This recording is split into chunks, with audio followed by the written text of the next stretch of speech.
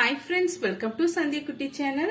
நம்ம சந்தியா குட்டி சேனல் மூலியமா பாத்தீங்கன்னா விநாயகருக்கு ரொம்பவே ஸ்பெஷலான மோதகம் தான் செய்ய போறோங்க. இன்னைக்கு நம்ம வேக வைக்க போறதுல வறுத்து அரைச்சி செஞ்சவே ஒரு சூப்பரான டேஸ்டியான ஜூசியான மோதகம் வந்து ரெடி பண்ணிடலாங்க. அதுக்கு பாத்தீங்கன்னா ஏதான ஒரு மெஷர்மெண்ட் கப்ல எல்லா இன்கிரீடியன்ஸும் நம்ம அளந்து எடுத்துக்கலாம். இப்போ ஒரு கப் அளவுக்கு நான் லேசான அவளை எடுத்திருக்கேன். நீங்க கெட்டி அவள் கூட நீங்க பயன்படுத்திக்கலாம். இது சேர்த்துட்டு லேசான தீயில வச்சு நம்ம வறுத்து எடுத்துக்கலாம். கொஞ்சம் கூட கருகி வந்துடக்கூடாதுங்க. ஜஸ்ட் வந்து ஒரு 2 மினிட்ஸ்க்கு நம்ம வதக்கி விட்டுக்கினாலே போதும்.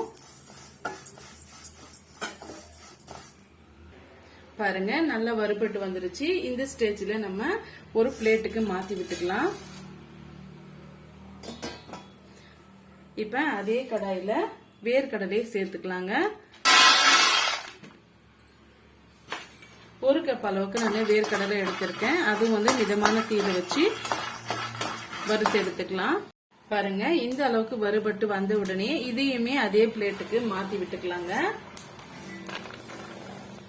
தோல் நீக்க வேண்டிய அவசியம் இல்லைங்க.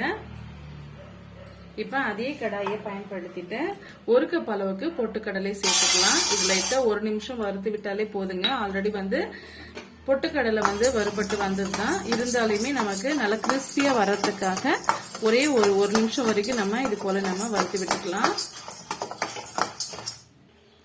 அவ்வளவுதாங்க. 1 நிமிஷத்துக்கு நம்ம வறுத்து விட்டுக்கிட்டோம். இது கூடவே 10 முந்திரி வந்து நம்ம சேர்த்து விட்டுக்கலாம். 3 ஏலக்காய் சேர்த்து விட்டுக்கலாங்க. சேர்த்துட்டு இதையுமே நல்லா வறுத்து விட்டுடலாம். இப்ப அதே கடாயில வந்து ஒரு கப் அளவுக்கு பொரியை வந்து சேர்த்துக்கலாங்க. இப்ப நம்ம ஸ்டவ் ஆஃப் பண்ணிடலாம். ஸ்டவ் ஆஃப் பண்ணிட்டு இந்த சூட்லயே நல்லா வந்து பொரி நல்லா வறுபட்டு வந்துடும். ஆல்ரெடி எல்லா இன்கிரீடியன்ஸும் நம்ம வறுபட்டு வச்சிருக்கிறதுனால அந்த ஹீட்டே வந்து இதுக்கு சரியா இருக்குங்க. இப்ப இதையுமே பிளேட்டுக்கு மாத்திக்கலாம். பிளேட்டுக்கு மாத்திக்கின பிறகு இது முழுமையா ஆறி வரட்டுங்க. ஆறி வந்த பிறகு நம்ம பார்க்கலாம். பாருங்க நல்லா ஆறி வந்துருச்சு. இப்ப ஒரு மிக்ஸி ஜார்ல நம்ம சேர்த்துக்கலாம். எந்த அளவுக்கு ஃபைன் பவுடரா அரைச்சி எடுத்துட்டு வர முடியுமோ அந்த அளவுக்கு நம்ம அரைச்சி எடுத்துட்டு வந்துடலாங்க. இப்ப மிக்சிங் பவுல்ல சேர்த்துக்கலாங்க. இப்ப எந்த கப்பால நம்ம எல்லா இன்கிரீடியன்ஸும் அளந்து எடுத்துக்கிட்டோமோ அதே கப்பால ஒரு கப் அளவுக்கு சுகர் எடுத்துக்கலாம். நீங்க சர்க்கரைக்கு பதிலா வெல்லம் கூட சேர்த்துக்கலாங்க. கருப்பட்டி சேர்த்துக்கலாம். நாட்டு சர்க்கரை கூட சேர்த்துக்கலாம். அது உங்க விருப்பம் தான். இப்ப நம்ம ஒரு கப் அளவுக்கு சுகரை எடுத்து அதையுமே அரைச்சி எடுத்துட்டு வந்துடலாம். பாருங்க அரைச்சி எடுத்துட்டு வந்தாச்சு. இதோட நம்ம சேர்த்து விட்டுக்கலாம். இது கூடவே 2 டீஸ்பூன் அளவுக்கு பால் பவுடர் வந்து சேர்த்துக்கலாங்க. மில்க் பவுடர் சேர்க்கும் போது ரொம்ப டேஸ்டா இருக்குங்க. பால்கோவா டேஸ்ட் வந்து நமக்கு கிடைக்கும்.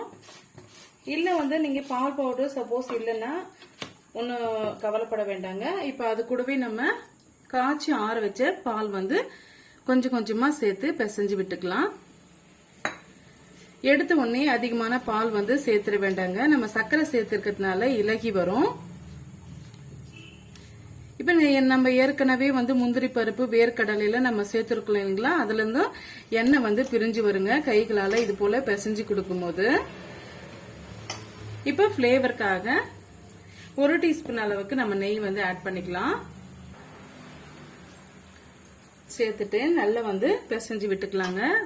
நீங்க பால் பவுடர் சேர்த்துக்கிறதுனால பால் சேர்க்க வேண்டிய அவசியம் இல்லை. தண்ணி சேர்த்து கூட பிசைஞ்சு எடுத்துக்கலாம். ஆனா பால் சேர்க்கும் போது ரிச்சான டேஸ்ட் வந்து நமக்கு கிடைக்கும். இப்ப கொஞ்சம் கொஞ்சமா நம்ம சேர்த்து பிசைஞ்சு விட்டுக்கலாம். பாருங்க பாக்கிறதுக்கு அழகா இருக்கணும்ன்றதுக்காக நான் எல்லோ ஃபுட் கலர் வந்து பாலோட சேர்த்து வச்சிருக்கேன். இதை சேர்த்துக்கலாம். நீங்க விருப்பம் இருந்தா மட்டுமே சேர்த்துக்கலாங்க. இல்ல வந்து ஸ்கிப் பண்ணிடுங்க. சேர்த்துட்டு நல்லா வந்து அழுத்தம் கொடுத்து பிசைஞ்சு எடுத்துக்கலாம். பாருங்க இது போல நம்ம சேர்த்து எடுத்துக்கிட்டோம். இந்த கன்சிஸ்டன்சிக்கு தான் இருக்கணும்.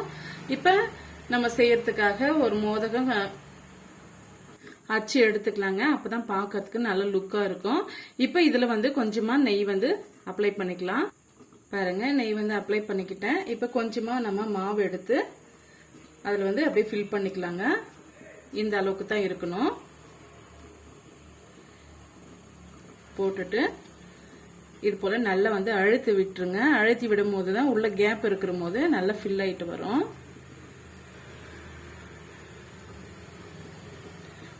ரொம்பவே ஜூஸியா இருக்குங்க. இது நீங்க வேக வைக்க வேண்டிய அவசியமே இல்லை.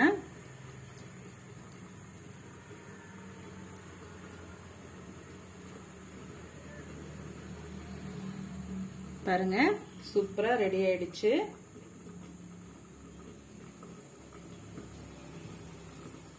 இதே போல எல்லா மோதகத்தையும் நம்ம செய்து முடிச்சிட்டு பார்க்கலாங்க. பாருங்க, எல்லா மோதகத்தையும் நம்ம செய்து முடிச்சுட்டு நம்ம வேக வைக்க வேண்டிய அவசியமே இல்லைங்க. டக்குன்னு ஒரு 5 நிமிஷத்துல வந்து எல்லா மோதகத்தையும் நம்ம செய்து முடிச்சிடலாம். வீட்டுல இருக்கக்கூடிய எளிமையான பொருட்களை வச்சு இதை நம்ம செய்து முடிச்சிடலாங்க. இப்ப நான் ஒரு பீஸ் வந்து நான் கட் பண்ணி காமிக்கிறேன். பாருங்க எவ்வளவு சாஃப்டா இருக்குன்ட்டு. பாருங்க, ரொம்ப டேஸ்டியா இருந்ததுங்க. இந்த மோதக ரெசிபி கண்டிப்பா உங்களுக்கு பிடிக்கும்னு நினைக்கிறேன். பிடிச்சிருந்தா மறக்காம சந்தியா குட்டி சேனலுக்கு சப்ஸ்கிரைப் பண்ணுங்க, லைக் பண்ணுங்க, ஃப்ரெண்ட்ஸ் அண்ட் ஃபேமிலியோட நிறைய ஷேர் பண்ணுங்க. தேங்க்யூ ஃபார் வாட்சிங்.